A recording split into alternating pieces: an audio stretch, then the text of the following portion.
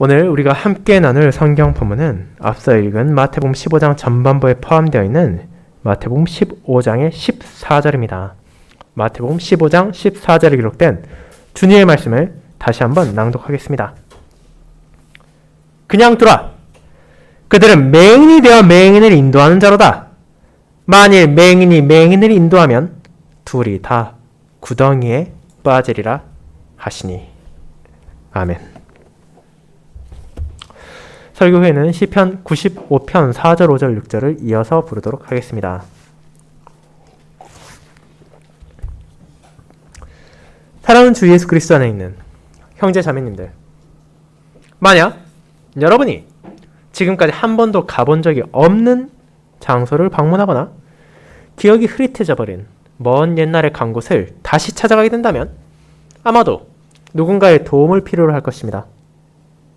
물론 오늘날이라면 예전처럼 길 가는 사람을 붙잡아 묻기보다는 대부분 내비게이션이라는 편리한 도구를 통해 나의 갈 길을 인도하는 데 도움을 받을 것입니다. 하지만 한번 생각해 보도록 합시다. 그와 같이 여러분의 길을 인도하는 사람 혹은 도구에 필요한 것은 무엇입니까? 이는 그들이 우리를 바른 길로 안내할 것이라는 신뢰입니다. 만약 우리를 도와주겠다고 나선 사람이 알고 오면 그 지역에 대해 전혀 알지 못하는 문외한이거나 여러분이 사용하려는 내비게이션이 실제로는 엉뚱한 길로 인도하는 악평이 자자한 것이라면 여러분은 그 사람을 혹은 그 기계를 믿고 그들이 안내하는 곳에 따라갈 수 있겠습니까? 아마도 그렇지 않을 것입니다. 그 인도를 따라갔다가 시간만 낭비할 수 있을 뿐 아니라 심지어 위험한 길로 갈 수도 있기 때문입니다. 그렇게 우리는 누군가의 인도를 받을 때 가급적 믿을 만한 사람, 이미 확고한 신뢰가 쌓인 기계를 찾아 도움을 받을 것입니다. 그렇다면 단순한 길을 넘어 우리의 삶 전체를 생각해 보도록 합시다. 사람이 이 땅에서 살아가는 것이야말로 어떤 의미에서는 미지를 헤쳐나가는 것입니다. 우리 중 그 누구도 내 앞날에 무엇이 기다리고 있을지 확신할 수 없으며 세상에 그 어떤 사람도 자신의 미래에 어떤 순간에 어떤 일이 일어날 것인지를 보장할 수 없습니다. 우리가 지금 살고 있는 이 순간은 과거에 어떤 사람도 살아보지 못한 순간이며 그렇게 삶의 방식에 대한 확고한 기준, 우리가 어떤 의심도 가지지 않고 온전히 따를 수 있는 인도자가 없이는 대부분의 사람들은 그저 부평초처럼 세상의 조류에 휘말려 떠다니다 그 삶의 끝을 맞이하고 말 것입니다. 그 사실을 잘 알고 있기에 많은 사람들은 각각의 인도자를 찾아 그들의 인도에 따라 살아갑니다. 이는 때론 저명한 정치인이 될 수도 있고 고명한 철학자나 혹은 명망 있는 종교인이 될 수도 있습니다. 그러나 우리가 정말로 그런 사람들을 온전히 믿을 수 있는 근거가 있냐고 물어본다면 이는 다른 이야기입니다. 왜냐하면 그들이 아무리 훌륭하다 하더라도 그들 또한 연약한 사람에 불과하기 때문입니다. 내가 미래를 알지 못하는 것처럼 그들 또한 미래를 알지 못하며 내가 삶의 불안을 느낄 때가 있는 것처럼 그들 또한 염려와 근심을 하곤 합니다. 아니 그렇다면 대체 우리가 누구를 믿고 따라야 합니까? 정말로 우리를 바른 길로 인도하고 우리가 나아가야 될 길을 온전히 제시할 수 있는 사람이 존재합니까? 그 답을 우리는 오늘 본문을 통해 함께 살펴볼 것입니다. 예수님께서는 당시 유대인들을 인도한다고 자신하고 있던 바리새인과 서기관들을 향한 비유를 통해 그들 역시 자기 앞길도 모르는 맹인에 불과하다는 것을 말하셨을 뿐 아니라 역설적으로 그들과 반대되는 자신이야말로 진리의 길을 알고 있으며 생명의 길로 그 백성들을 인도한다는 사실을 깨닫게 하셨기 때문입니다. 저는 이와 같은 주님의 가르침을 맹인의 비유로 전해진 우리의 인도자라는 제목으로 설교하고자 합니다. 그리고 이 가르침을 통해 선포된 참된 인도자가 당시의 유대인들만이 아니라 오늘날의 우리 또한 유일한 생명의 길로 인도하신다는 사실을 마음의 새김으로 그와 같은 참된 인도자를 가진 위로와 기쁨을 함께 나누고자 합니다. 이를 첫 번째, 자신의 눈먼 것을 알지 못하고 남을 인도하는 세상. 두 번째, 자신의 백성을 생명의 길로 인도하시는 그리스도라는 두 대지로 나누어 살펴보도록 하겠습니다. 먼저 첫 번째, 자신의 눈먼 것을 알지 못하고 남을 인도한 세상에 대해 생각해 보겠습니다. 형제자매 여러분, 지난 주일에 이어 오늘도 저와 여러분은 주님께서 전해주신 비유 가운데 하나를 살펴볼 것입니다. 그리고 앞선 비유를 살펴보았던 때와 동일한 방식으로 우리는 먼저 이 비유의 상황과 배경을 알아볼 것입니다. 왜냐하면 그것이 전해진 문맥을 바르게 이해하지 못한다면 아무리 동일한 말을 듣는다더라도 잘못된 방향으로 해석될 수 있으며, 특별히 비유의 경우에는 그럴 가능성이 더 높기 때문입니다. 그렇다면 이 비유의 배경이자 오늘 우리의 본문을 포함하고 있는 마태복음 15장의 전반부를 살펴보도록 합시다. 그 중에서도 1절은 주님과 제자들을 둘러싼 상황이 변화하고 있다는 것을 보여줍니다. 앞선 14장의 마지막 부분에서 예수님과 그 일행은 게네사렛, 그 땅에 이르러 많은 병자들을 치료했습니다. 그리고 자연스럽게 이 소문은 온 유대 땅에 퍼져나가고 있었습니다. 그러자 더 이상 주님을 묵과할 수 없는 이들이 나타났습니다. 그들이 바로 1절에 나타난 사람들입니다. 바리새인과 서기관들, 특별히 예루살렘을 활동 영역으로 삼고 있는 종교 지도자들이 주님을 찾아온 것입니다. 물론 여러분이 마태복음을 살펴보신다면 이 본문에 앞서서도 바리새인들과 서기관들이 종종 등장한다는 것을 볼 수 있지만 그들은 대부분 갈릴리 지역의 사람들이었습니다. 하지만 이제 단순히 한 지역에 머물러 있던 이들을 넘어 당시 이스라엘 종교의 핵심지인 예루살렘의 종교인들을 대표하는 자들이 주님을 대적하기 위해 찾아온 것입니다. 그리고 이 시점부터 본격화되는 그들과의 대립이 결국 어떤 끝으로 주님을 인도하는지를 우리는 알고 있습니다. 그렇게 마태복음 15장은 갈릴리에서의 예수님의 사역의 마지막 부분이자 그분의 최후의 사역지인 예루살렘으로 나아가는 여정의 시작을 보여주고 있습니다. 그렇다면 예루살렘에서 온 대적들, 바리새인들과 서기관들은 어떤 목적을 가지고 주님께 나왔습니까? 그들은 우호적인 자세로 그분께 나오지 않았습니다. 그들은 처음부터 주님을 공격하고 그분의 권위를 깎아내리며 저 사람이 아니라 우리야말로 정당성을 가지고 있는 종교 지도자, 이스라엘 백성들의 유일한 인도자라는 사실을 증명하려 했습니다. 그렇게 이제 예수님과 그들 사이에 일어난 대립은 단순한 세상적인 권력 투쟁이 아니라 하나님의 언약 백성을 인도하는 자는 대체 누구여야 하는지에 대한 갈등이며, 그것은 점점 커져가서 결국 주님의 생명을 빼앗는 결과로 이어지게 됩니다. 그렇다면 그런 목적을 가지고 주님을 비방하기 위해 온 자들은 무엇으로 예수님을 공격했습니까? 당신의 제자들이 장로들의 전통을 범하고 있음을 지적하며 꼬투리를 잡았습니다. 왜 떡 먹을 때 손을 씻지 않아서 스스로를 부정하게 만드냐고 말입니다. 오늘날에도 그렇지만 당시에는 더욱더 제자들의 행동이 스승의 가르침의 가치, 그의 명성과 직결되어 있었습니다. 즉, 누군가의 제자라는 사람들이 부족함을 보인다면 그것은 결국 그들의 스승이 제대로 된 교육을 하지 못했기 때문이요, 그들의 스승의 가치를 깎아내리는 행동이라는 것입니다.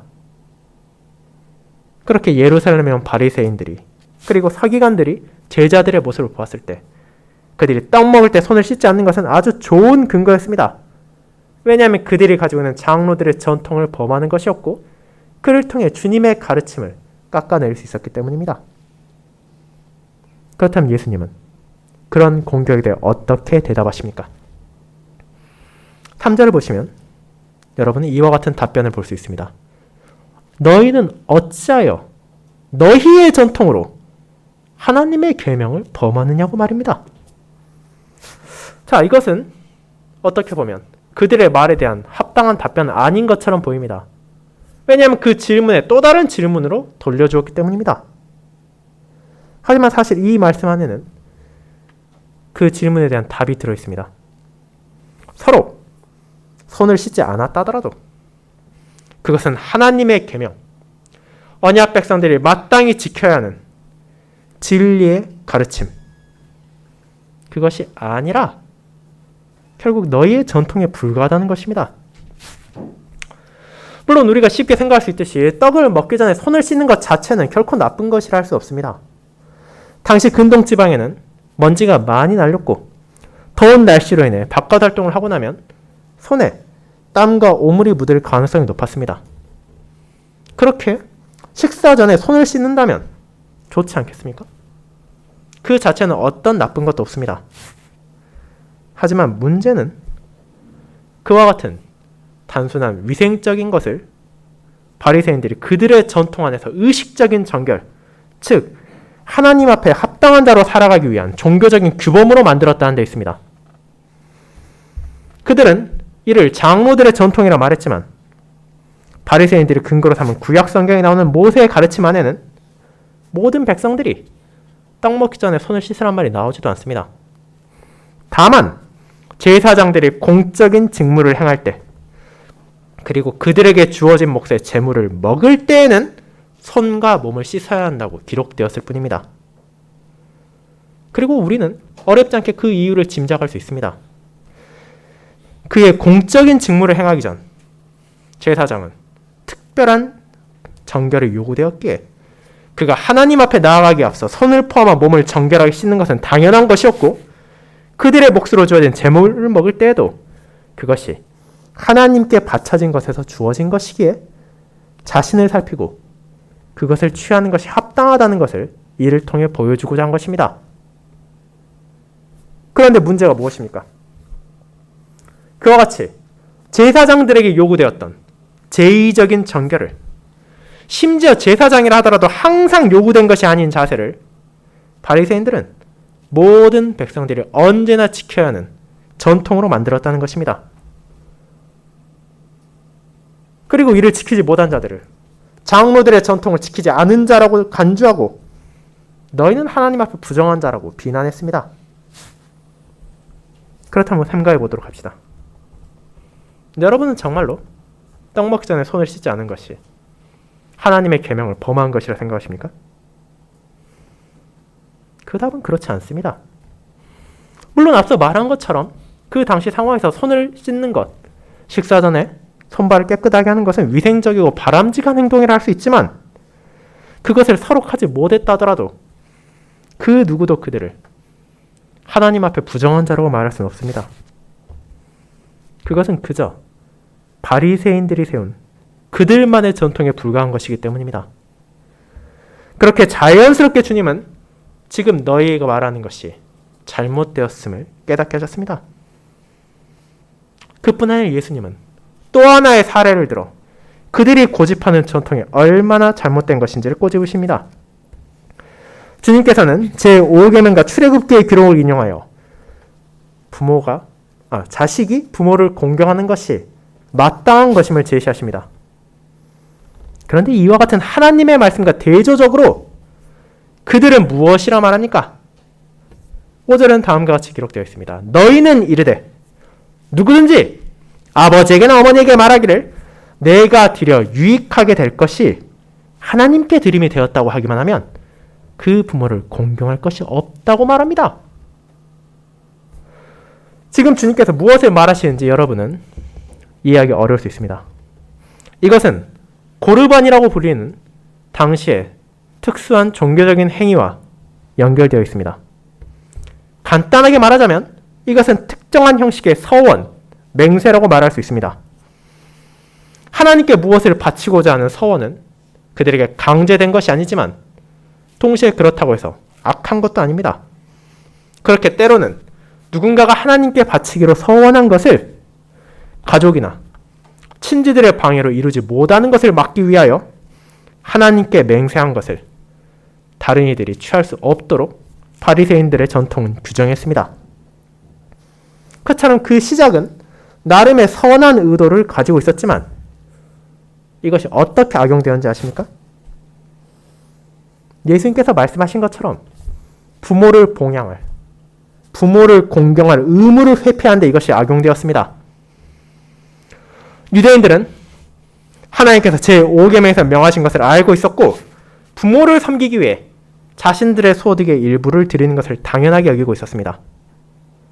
그런데 이 고르반이라는 바리새인들의 전통이 자리를 잡아가자 완악한 이들은 이를 부모를 공양할 의무를 저버리는 데 이용하기 시작했습니다. 농가 밭에 수확철이 다가오면 이것들은 사실 전부 다 하나님께 바칠 것이다 라고 이 고르반, 맹세를 함으로 부모를 공경할 책임에서 면제된 후 정작 그것을 하나님께 바치는 것이 아니라 자기 집 창고에 다 넣어버리는 것입니다. 이 맹세에 대해 그 누구도 구체적인 시행법을 가지고 있지도 않고 그에 대한 강제성도 가지고 있지 않았기에 결국 이 불효자들은 부모를 외면함으로 하나님의 계명을 어기면서도 우리는 우리가 가진 전통에 따라 합당한 일을 했다고 당당하게 말할 수 있게 되었습니다. 그것이 명문화된 규정, 외적인 행동으로 사람들을 제약하려고 했던 바리새인들의 전통의 결과이자 하나님의 말씀을 그들의 전통으로 폐하는 어리석은 모습의 대표적인 예시였습니다. 그렇게 주님께서는 이제 그들을 향해 무엇을 말하십니까? 외식하는 자, 위선적인 자들이라고 선언하십니다. 당시 바리새인들은 수많은 헌신, 놀라운 경건의 삶을 보이고 있었습니다. 그리고 그들은 수도 없이 많은 그들의 전통을 끊임없이 붙잡고 그것을 전부 다 온전하게 지키기 위해 노력을 했습니다. 그런데 그들의 잘못은 무엇입니까?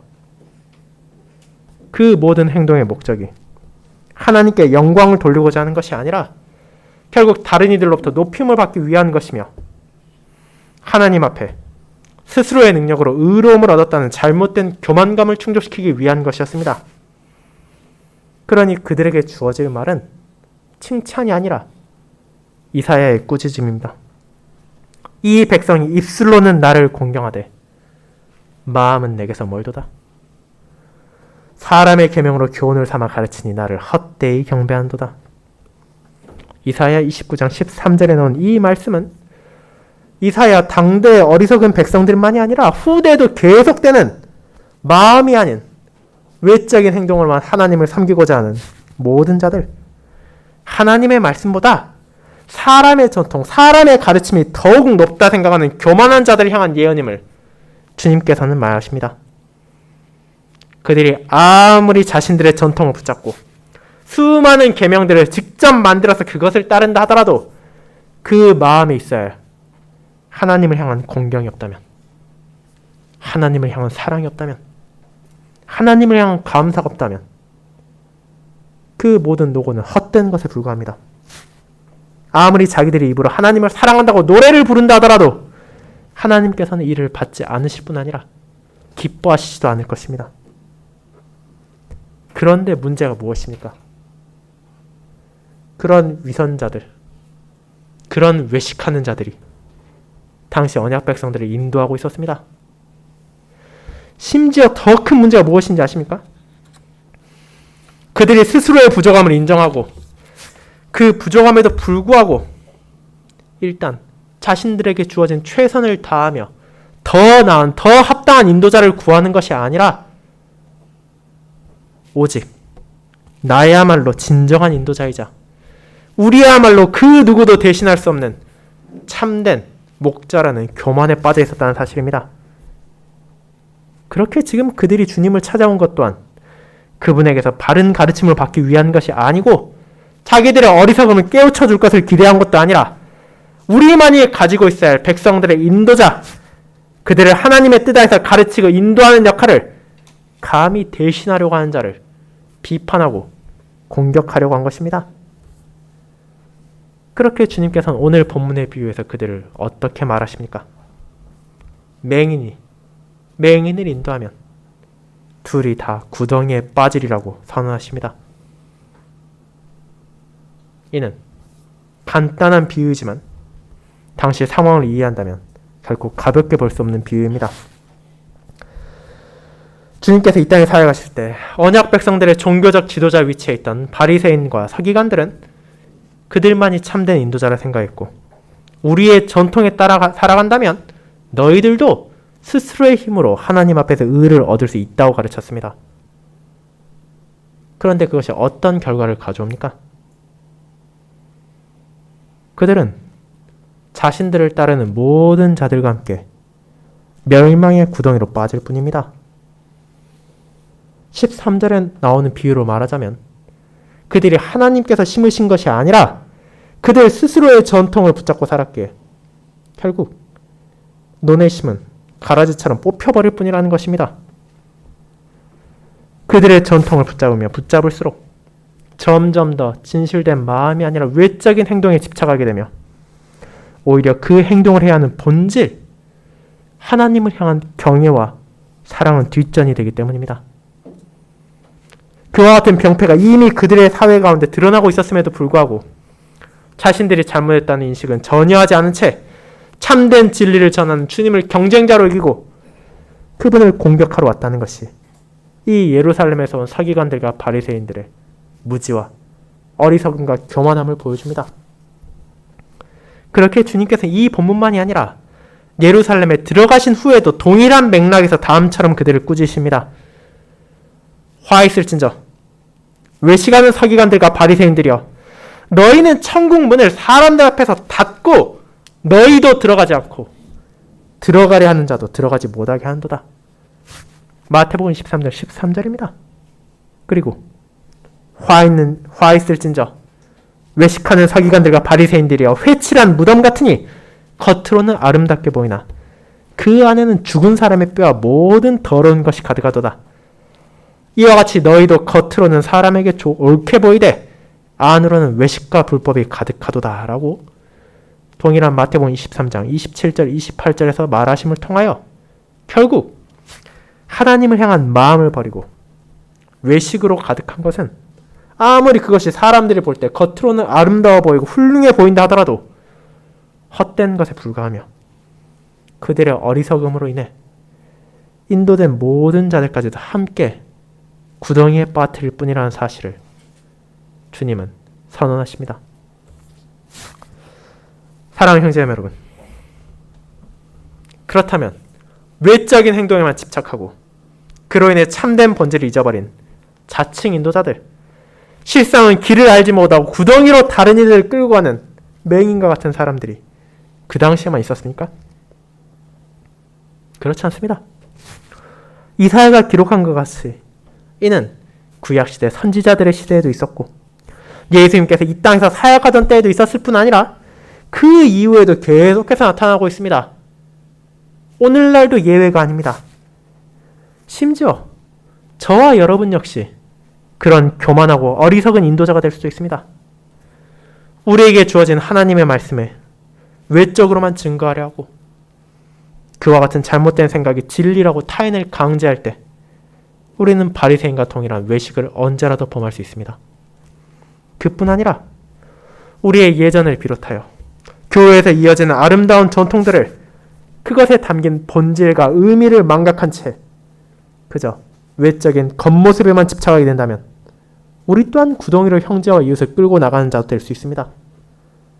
즉 사람이 자신의 무언가에 집중하고 하나님의 말씀이 아닌 나의 생각, 나의 고집으로 선시할 때 그들은 언제라도 맹인이면서 다른 이들을 인도하겠다고 자신만만해하는 죄악을 범하는 것입니다. 그렇다면 우리는 어떻게 합니까? 우리는 누구의 인도에 따라야 합니까? 이를 다음 대지에서 저는 여러분과 함께 살펴보고자 합니다. 두 번째, 자신의 백성을 생명의 길로 인도하시는 그리스도가 바로 그것입니다. 성도 여러분, 얼핏 보면 오늘 나온 이 14절의 비유는 그저 바리새인들을 비판하는 것으로만 보일 수도 있습니다.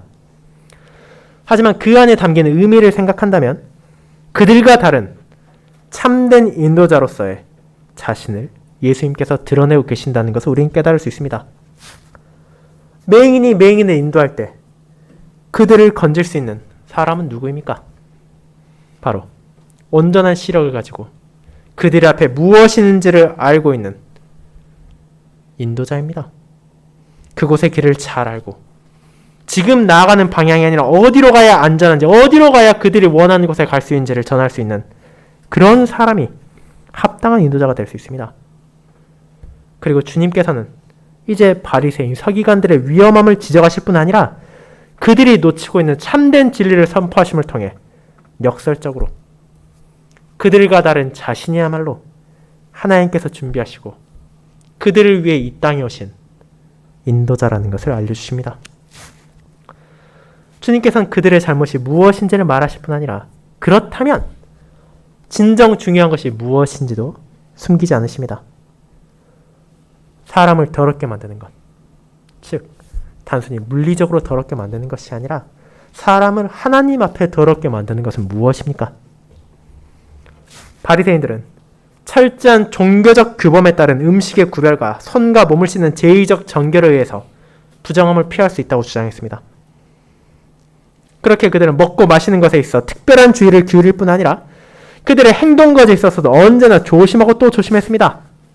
서로 실수로라도 우연이라도 병자들이나 부정한 자들과 부딪히지 않기 위하여 그런 사람들을 피했고 그들의 고결함을 지키기 위해 노력했으며 그것을 과시했습니다. 그러나 진정으로 사람을 더럽게 만드는 것, 부정하게 만드는 것은 무엇입니까? 그것은 입으로 들어가는 것, 손으로 만지는 것이 아니라 그 입에서 나오고 그 행동으로 증거되는 것입니다. 제자들은 지금 주님의 이 가르침이 바리새인들을 향한 것인지는 어렵지 않게 깨달았습니다. 하지만 그 이상으로 나가지 못했습니다. 그렇게 베드로는 주님께 이 비유에 대한 설명을 부탁드렸습니다. 그리고 주님의 답변을 통해 우리는 베드로가 한 개인으로서 이것을 물어본 것이 아니라 모든 제자를 대표하여 질문한 것인지를 보게 됩니다. 왜냐하면 16절에서 주님께서는 너라고 베드로 한 개인을 지칭한 것이 아니라 너희라는 표현을 통해 모든 제자들에게 말씀하시기 때문입니다. 제자들은 여전히 깨달음이 부족했습니다. 그들은 지식에 있어 참된 인도자의 도움을 여전히 필요로 하는 맹인들과 같았습니다. 주님께서 떠나시고 난 후에 그분의 뜻을 선포하고 진리를 전해야 할 이들이 수많은 가르침을 받았음에도 불구하고 여전히 어리석었기에 주님께서는 그들을 가볍게 질책하셨고 그리고 이 모습은 이후에도 또다시 반복되는 그들의 부족함이기도 했습니다. 하지만 비록 주님께서는 그들에게 실망하셨을지언정 그들을 저버리지 않으셨습니다. 자신의 양떼를 사랑하는 참된 목자, 그들을 구덩이가 아니라 푸른 초장과 쉴만한 물가로 인도하시는 선한 인도자로서 그들에게 전해진 비유가 어떤 의미를 가지는지 알기 쉽게 설명해 주셨습니다. 그리고 이를 통해 그들과 이후에 이 말씀을 전해들을 모든 백성들이 진리 가운데 무엇이 진정 정결한 것이며 무엇이 부정한 것인지를 오해하지 않도록 은혜를 베푸신 것입니다. 그와 같은 설명이 17절부터 20절까지를 통해 제자들에게 전해졌습니다. 입으로 들어가는 모든 것, 결국 사람이 먹고 마시는 것은 배로 들어가서 뒤로 내버려집니다. 다르게 말하자면 언젠가는 우리 몸 바깥으로 배설된다는 기본적인 사실을 주님은 말하십니다. 그렇다면 그것이 정말로 사람을 추악하게 더럽게 만들 수 있겠습니까? 그럴 수 없습니다. 사람을 진실로 부정하게 만드는 것, 더럽게 만드는 것은 그가 무엇을 먹느냐, 무엇을 마시느냐가 아니라 그의 마음에 무엇이 담겨 있는가입니다. 물론 외적인 정결에 어떤 의미도 없다는 것은 아닙니다. 우리는 한 사람이 어딘가에 나오는 모습을 통해 그가 그 대상을 어떻게 바라보는지를 알게 될 때도 있습니다. 하지만 그것이 절대적인 평가 기준이 될 수 없습니다. 왜냐하면 과거나 현재나 그리고 앞으로도 외식하는 자들, 겉만 번지르르하게 차려입고 실제 그 마음에는 그 어떤 관심도 정결함이 없는 자들이 헤아릴 수 없게 많기 때문입니다.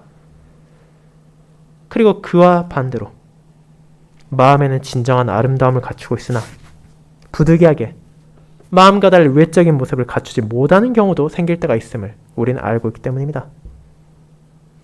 그렇게 주님께서는 이어서 그분의 가르침에 대해 해설하십니다. 입에서 나오는 그것이 사람을 더럽게 하는 이유는 그것이 그 마음에서부터 나오는 것이기 때문입니다.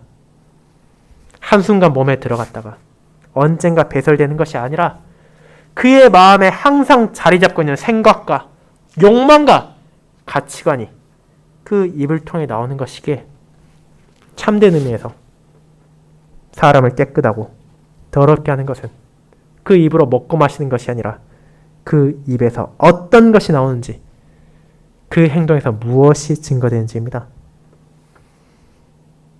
즉, 예수님은 누군가를 진정 더럽게 하는 것, 진정 깨끗하게 하는 것은 마음에 있다는 것을 알려주신 후 그에 대한 대표적인 예시를 다음과 같이 드십니다. 이는 19절에 나오는 살인과 간음과 음란과 도둑질과 거짓 증언과 비방으로 대표되는 악한 생각들입니다. 이 항목들은 여러분에게 결코 낯선 것이 아닙니다. 이것들은 바리새인들의 전통이 아니라 하나님께서 말하신 것이기 때문입니다. 우리가 매주일 낭독하고 오늘 아침에도 읽었던 언약의 10가지 말씀에 나오는 제6계명부터 9계명까지에 나오는 살인과 간음과 도둑질과 거짓 증언이 순서에 따라 열거되었고 그 안에 포함되어 있는 음란과 비방을 확장하여서 전하신 것이기 때문입니다. 우리 마음에 자리 잡는 그런 악한 생각들이 바로 더러운 것이며 하나님 앞에 사람을 부정하게 만드는 것입니다. 우리가 정말로 주의를 기울여야 할 것은 씻지 않은 손으로 무언가를 먹는다는 지엽적인 행동이 아니라 나의 삶 가운데 증거되는 하나님의 뜻에 대한 순종과 그분을 향한 신실한 마음이라는 것을 예수님은 제자들을 통해 알려주시는 것입니다. 이제 이를 통해 바리새인들의 질문에 대한 답은 분명히 주어졌습니다. 그들은 주님의 제자들이 떡 먹을 때 손을 씻지 않았다는 것을 빌미로 하여 주님의 권위를 공격하고 유대인들에게 제자들이 저 모양인데 저 사람을 너희가 따를 필요가 있겠냐고 말하고자 했습니다. 주님과 제자들이 예루살렘에 도착하기 전에 미리 선수를 쳐서 그분의 영향력을 줄이고 우리야말로 유일한 인도자, 너희들의 참된 종교 지도자라는 사실을 공공연하게 하게 했습니다. 그런데 그 결과가 어떻게 되었습니까? 오히려 그들의 무지와 어리석음, 교만함이 백성들 앞에 선언되었습니다. 그들의 철석같이 붙잡고 있던 장로들의 전통이 실제로는 그들의 전통에 불과하다는 것이 알려졌고 사람의 말을 통해 하나님의 말씀을 폐하려 했던 악한 생각이 이스라엘을 더럽히고 있다는 것이 증거되었을 뿐 아니라 그들이 그토록 강조하던 말과 행동, 외적인 행동에 마음이 함께하고 있지 않다는 것이 나타났습니다. 그렇게 그들의 견제와 공격은 주님의 권위를 깎아내리기는커녕 오히려 그분만이 언약 백성의 참되고 유일한 인도자라는 사실을 더욱더 확실하게 증거하였습니다. 그렇다면 그와 같은 인도자이신 예수님께서는 우리에게 무엇을 알려주십니까? 우리가 앞선 첫 번째 대지 마지막 부분에 언급했던 마태복음 23장에서 주님은 외적인 행동과 규범에 집착한 이들을 향해 다음처럼 말하십니다. 화 있을진저 외식하는 서기관들과 바리새인들이여 너희가 박하와 회양과 근처의 11조원 들이되 율법에 더 중한 바 정의와 긍휼과 믿음은 버렸도다. 그러나 이것도 행하고 저것도 버리지 말아야 할지니라. 맹인된 인도자여 하루살이는 걸러내고 낙타는 삼기도다. 마태복음 23장 23, 24절입니다. 주님께서는 언약 백성들에게 주어진 명령, 외적으로 드러나야 하는 행위가 무의미하다고 말하진 않으십니다. 그러나 그것의 시행은 그 본질을 잃지 않는 범위 내에서 이루어져야만 합니다. 11조를 아무리 드린다 하더라도 그 마음에 정의와 긍휼과 믿음이 없다면 그것이 어떤 의미도 없다는 것을 바리새인과 서기관들에게 지적하시는 것입니다. 하나님을 향한 경외의 마음, 그분을 향한 사랑의 마음을 잊어버리고 외적인 행동만 있으면 충분하다고 말하는 것은 물을 마시기 전 컵에 떨어진 날파리는 빼는 사람이 그 컵에 넣지도 못할 낙타는 삼키려 하는 어리석고 무지한 행동에 불과하다는 것을 알려주시는 것입니다. 그렇게 자기 백성을 구덩이가 아니라 참된 생명으로 인도하신 주님께서는 그 백성들이 진정 마음에 새겨 하는 진리, 하나님 향한 진실된 마음 안에서 자연스럽게 우러나오는 감사의 열매를 통해 그들이 정결하고 거룩하게 살 것을 권면하십니다. 사랑하는 성도 여러분, 그렇지만 이제 그와 같이 진리로 자기 백성을 인도하시던 참된 인도자께서는 하늘로 올라가셨습니다. 그렇다면 우리는 도대체 어떤 인도자를 찾아야 합니까? 신자는 어떻게 멸망의 구덩이가 아니라 생명의 길로 나아갈 수 있습니까?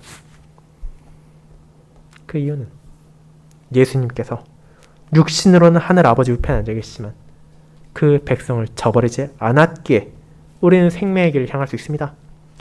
그분께서는 자신의 영 성령 하나님을 자기 백성 안에 거하게 하심으로 지금 이 순간에도 성도들을 참된 길로 인도하고 계십니다. 우리는 그 사실을 제자들을 통해서도 깨닫게 됩니다. 그들은 분명 연약함이 있고 부족하여 주님의 가르침을 온전히 이해하지 못하는 연약한 사람이었습니다. 하지만 주님께서 떠나신 후 그들은 담대하게 진리를 선포하고 그 백성들을 주님께로 인도할 수 있게 되었습니다. 어떻게 그것이 가능했습니까? 그들과 함께하는 주님의 영이 그들을 붙잡아 주시고 그들에게 진리를 깨닫게 하셨을 뿐 아니라 그 진리를 붙잡으며 참된 정결함, 거룩함의 길이 어디인지를 보여주시고 인도하셨기 때문입니다. 그렇게 그리스도의 영의 역사하심 안에서 사도들은 맹인이 아닌 자기들 앞에 펼쳐진 생명의 빛을 향해 나아가며 그 길을 주님의 백성들과 함께 나아갈 수 있었습니다. 그리고 오늘날에도 주님께서는 자신의 종들을 통해 이와 같은 역사를 계속하실 뿐 아니라 저와 여러분을 포함한 모든 성도를 통해 이 세상에 그와 같은 참된 진리의 길을 인도하고 계십니다. 그렇다면 그런 인도에 따른 우리의 삶은 어떻게 되어야 합니까? 이는 마음과 뜻과 힘을 다해 하나님을 사랑하고 그분의 공의와 사랑을 증거하는 자세로 증거되어야 합니다. 그분께서 주신 은혜의 본질을 잊지 않으며 우리가 가진 전통을 바르게 사용하고 그를 통해 하나님께 영광을 돌리는 것이야말로 참된 인도자인 주님의 뜻에 따라 구덩이가 아니라 생명으로 나아가는 것입니다. 그렇게 이 진리를 전하시고 이 진리 가운데 우리를 인도하신 예수님의 뜻에 따라 이번 한 주 여러분의 삶 가운데 하나님을 향한 사랑과 그 사랑에 대한 감사 열매가 풍성히 맺히길 바랍니다. 그 길의 끝에 기다리고 있는 영광의 날에 소망을 두며 그 길을 저희가 함께 나아가길 바랍니다. 아멘.